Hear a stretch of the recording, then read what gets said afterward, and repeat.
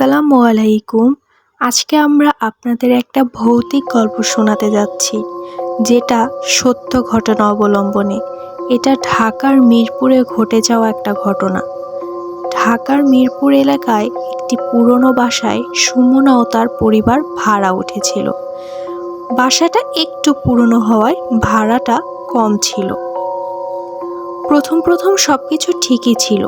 ঘরের একটা বাথরুমে বড় একটা আয়না ছিল। হঠাৎ একদিন সুমনা খেয়াল করলো আয়নায় তার প্রতিচ্ছবি অল্প হেসে উঠেছে, অথচ সে কিন্তু হাসেনি। মনে হচ্ছিল আয়নার ভেতরের মানুষটা একটু আলাদা। এরই মধ্যে সুমনা একদিন বাথরুমে দাঁত ব্রাশ করতে গিয়ে আয়নায় দেখল তার পিছনে একজন বয়স্ক মহিলা দাঁড়িয়ে, কিন্তু সে বাস্তবে সেখানে কেউ ছিল না। সুমনা চিৎকার করে উঠল,